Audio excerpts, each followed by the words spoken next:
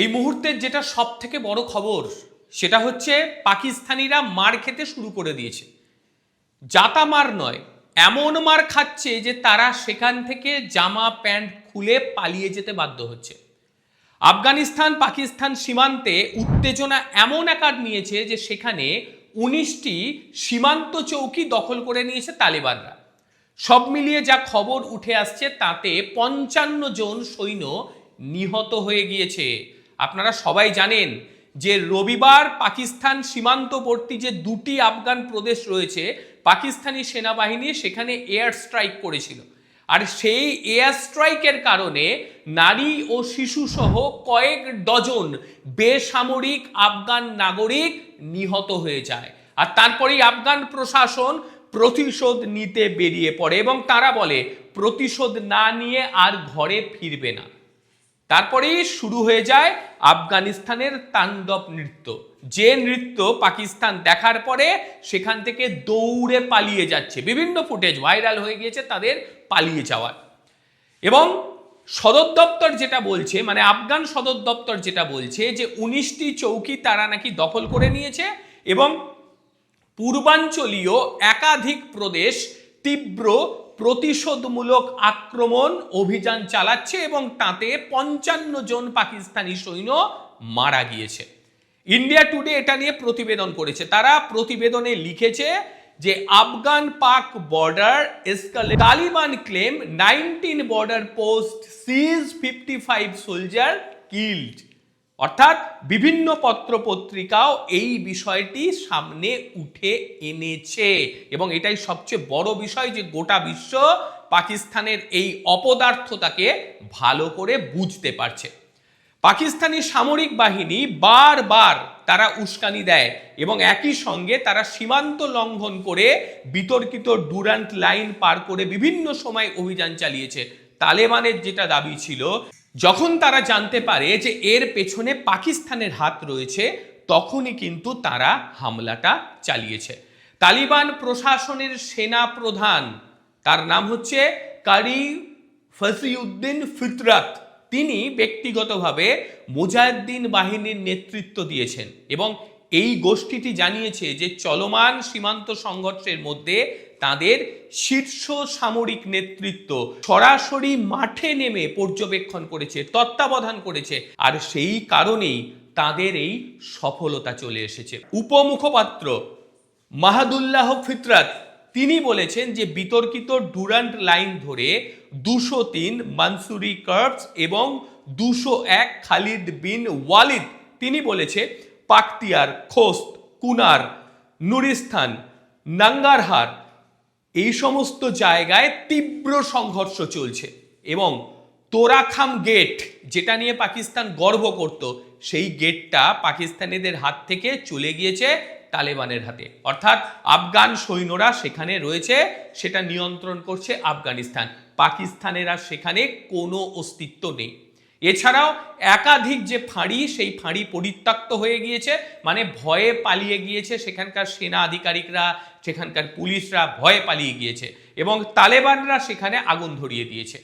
55 জন যে সৈন্য নিহত হয়েছে পাকিস্তানে, তার মধ্যে 23 জনের মৃতদেহ উদ্ধার করে রাখা হয়েছে, তার ভিডিওগ্রাফি করা হয়েছে, তাকে পাকিস্তানে পাঠানো হয়েছে। কিন্তু পাকিস্তান দেখুন, তারা তাদের সেনাদের মৃতদেহ পর্যন্ত নিতে চায় না, কারণ তারা স্বীকারই করে না যে সেটা তাদের সৈন্য। এই পাকিস্তান নামক দেশটার না একটা জিনিসই দেখবেন যে তারা বীরের মতন যুদ্ধ করতে চায়, কিন্তু তারপর তারা রীতিমতো তারা খেয়ে যেভাবে কুকুর লেজ গুটিয়ে পালিয়ে আসে, ঠিক এদের কাজও হচ্ছে তাই। ফিতরাত আরও বলেছেন যে কয়েক ডজন হামলা এবং ভারী অস্ত্র উদ্ধার করা হয়েছে এবং একটি ট্যাঙ্ককে ধ্বংস করে দিয়েছে তারা এবং একাধিক গাড়ি সেটাও কিন্তু আটক করেছে। এবং এই প্রতিশোধমূলক যে আক্রমণ, এই আক্রমণ আপাতত অব্যাহত থাকবে। অনেক তালেবানের যেটা বক্তব্য যে পাকিস্তানকে শেষ না করা পর্যন্ত, মানচিত্র থেকে পাকিস্তানের নাম মিটিয়ে না ফেলা পর্যন্ত তারা কিন্তু এই ধরনের অভিযান ক্রমাগত চালিয়ে যাবে। আর কিন্তু পাকিস্তানকে তারা কোনোভাবে বিশ্বাস করতে চাইছে না, কারণ যেভাবে পাকিস্তান আফগানিস্তানের উপরে হামলা করছে এবং হামলা করে সেখানকার নারী, শিশু, বৃদ্ধ এবং একেবারে সাধারণ মানুষ তাদের ওপর হামলা চালিয়ে শেষ করে দিচ্ছে। সুতরাং তালেবান কিন্তু আর ছাড়ার পাত্র নয়। তালেবান মুখপাত্র জাবিউল্লাহ মুজাহিদ্দিন তিনি বলেছে যে আফগানিস্তান তাদের বাহিনী দিয়ে পাকিস্তানের বেশ কিছু এলাকা দখল করে নিয়েছে, কারণ পাকিস্তান বারবার তাদেরকে উস্কানি দিয়েছে। তারা শান্তিতে থাকতে চেয়েছিল কিন্তু পাকিস্তান শান্তিতে থাকতে দেয়নি। সেই কারণেই তারা পাকিস্তানি সীমান্ত পেরিয়ে গিয়ে সেখানকার বেশ কিছু সেনা ছাউনিকেও তারা দখল করে নিয়েছে। ডুরান্ট লাইন বরাবর পাকিস্তানের সামরিক যে অবস্থান, যে স্থাপনাগুলি ছিল, সেই স্থাপনাগুলির উপরে বৃহৎ আকারে আক্রমণ শানানো হয়েছে এবং এই অভিযানটি ক্রমাগত হারে চলছে। মুজাহিদ্দিন এক্সে তিনি একটি পোস্ট করেছেন, সেই পোস্টে শত্রুদের অসংখ্য সৈন্যর বডি পড়ে রয়েছে এইটা দেখানো হয়েছে। কিছু জীবিত সৈন্যও ধরা পড়েছে, তাদেরকেও দেখাচ্ছে তালেবানরা। কিন্তু সেই জীবিত যারা রয়েছে তারা জীবিত থেকেও বুঝতে পারছে কিচ্ছু করার নেই, কারণ পাকিস্তান তাদেরকে স্বীকারই করবে না। আর সেটাই হয়েছে, পাকিস্তান তাদেরকে স্বীকার করছে না। যে তালেবান বাহিনী ডুরান্ট লাইন বরাবর উন্নত লেজার সিস্টেম দিয়ে শক্তিশালী একদম প্রতিরোধ গড়ে তুলেছে, তাদেরকে লেজার কারা দিয়েছে সেটা নতুন করে বলার কিছু নেই, সেটা নিয়ে আপনারা জানেন। এবং তারা জোর দিয়ে বলছে যে রাতের অন্ধকারে যেভাবে পাকিস্তানিগুলো চুপচাপ ঢুকে আক্রমণ শানায়, এবার এই লেজার প্রতিস্থাপিত হওয়ার কারণে অনায়াসে তাদের আক্রমণগুলোকে খুব সহজে ধ্বংস করা সম্ভব হবে। অর্থাৎ এই লেজার খুব ভালোভাবে কাজ করছে। এইবার আসি পাকিস্তানের প্রতিক্রিয়ার কথা। পাকিস্তানের প্রতিক্রিয়া খুঁজে বের করার চেষ্টা করছিলাম, কিন্তু এই হতাহতের বিষয়ে তাৎক্ষণিক কোনো প্রতিক্রিয়া দেয়নি পাকিস্তান। এবং তালেবানের সর্বশেষ পরিসংখ্যান সম্বন্ধে যা জানতে পারা যাচ্ছে, পাকিস্তানের সেনাবাহিনীর পক্ষ থেকে তাৎক্ষণিকভাবে আনুষ্ঠানিক কোনো নিশ্চয়তা দেওয়া হয়নি। তারা স্বীকারই করতে চাইছে না যে এইভাবে হামলা হয়েছে, তাদের এতজন সৈন্য 55 জন সৈন্য মারা গিয়েছে, এটা তারা স্বীকার করছে না। তবে স্থানীয় কর্তৃপক্ষ, দুজন ঊর্ধ্বতন পাকিস্তানি নিরাপত্তা কর্মকর্তা তারা জানিয়েছে যে উত্তর পশ্চিম খাইবার পাখতুনখোয়া প্রদেশে আফগান সীমান্তে সেখানে ভালো ধরনের সংঘর্ষ হচ্ছে এবং বলছে বিনা কারণেই নাকি সেখানে গুলিগালা করছে আফগানরা, এই বক্তব্য হচ্ছে পাকিস্তানের। এবং আফগানিস্তান তারা স্পষ্টভাবে জানিয়ে দিয়েছে যে কোনোভাবেই কিন্তু আর পাকিস্তানকে ছাড়া হবে না। এক্সে একাধিক পোস্ট এসছে আফগানিস্তানের তরফ থেকে।